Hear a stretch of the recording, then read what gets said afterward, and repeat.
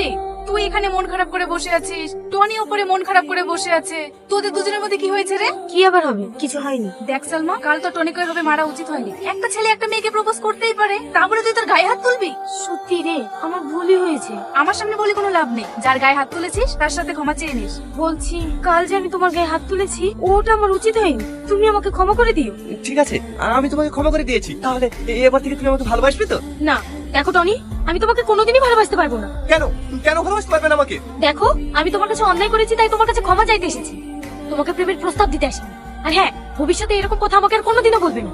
এই আবার এমন করছে কেন?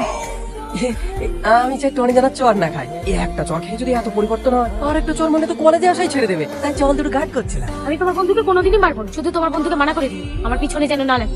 বাড়িতে কেউ আছেন? আরে আরে, কি ব্যাপার স্যার, আপনি আমাদের বাড়িতে? সালমা কি তোমার মেয়ে? হ্যাঁ স্যার, সালমা আমারই মেয়ে। কিছু হয়েছে নাকি?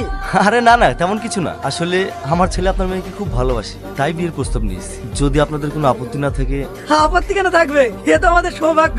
আমার মেয়ে আপনার বাড়ি বৌমা হয়ে যাবে। এ তো খুব খুশির খবর। তাহলে তো ভালোই হলো। একটা ভালো দিন দেখে এই 4 হাত এক করে দেওয়া হোক। না মা, আমি ওকে বিয়ে করতে পারবো না। তুই এসব কি বলছিস? না, তুই জানিস এই ছেলেটা কে? আমারও তো কিছু জানার দরকার নেই। আমি ওকে বিয়ে করবো না বলেছি। কিন্তু এত ভালো সম্বন্ধ আমরা কোনোদিনও পাবো না। তুই আর অমত করিস না মা, এ বিয়েতে রাজি হয়ে যা।